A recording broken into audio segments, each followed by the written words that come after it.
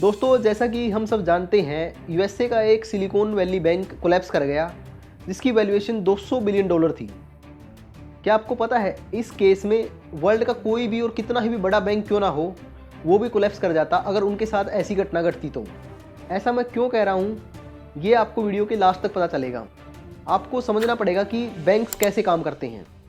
Actually bank depositors का पैसा लेकर वो लॉन्ग टर्म और शॉर्ट टर्म सिक्योरिटीज़ या लोन्स में इन्वेस्ट करते हैं उसको।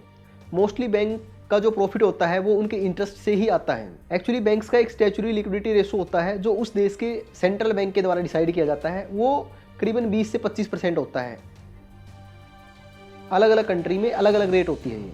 तो इस केस में क्या हुआ, बैंक ने अपना जो पैसा था वो बॉन्ड्स में इन्वेस्ट किया हुआ था 10 साल के लिए।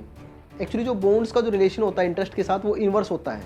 अगर इंटरेस्ट रेट बढ़ रहा है तो बॉन्ड्स के रेट कम होंगे, अगर इंटरेस्ट कम हो रहा है तो बॉन्ड्स के रेट हाई होंगे।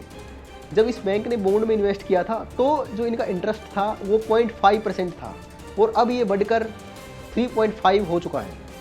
और अनदर रीज़न था इसके पीछे, जो इसके अंदर पैसा डिपॉजिट था वो मोस्टली स्टार्टअप्स का था और वेंचर कैपिटल्स का था। और जैसे ही इंटरेस्ट रेट बढ़ने लगे तो स्टार्टअप्स और वीसी फर्म अपना पैसा वापस निकालने के लिए एप्लीकेशन लगाते हैं बैंक में, और बैंक के पास में जो भी फंड अवेलेबल था उसको डिस्ट्रीब्यूट कर देते हैं। उसके बाद भी डिमांड इतनी ज़्यादा थी, उन्होंने अपने जो बॉन्ड्स थे वो लॉस में सेल किए, बट उसके बाद भी वो उस डिमांड को फुलफिल नहीं कर पाए। अगर ऐसी सिचुएशन कोई भी बैंक फेस करता है तो उस केस में उसका कोलैप्स होना निश्चित है।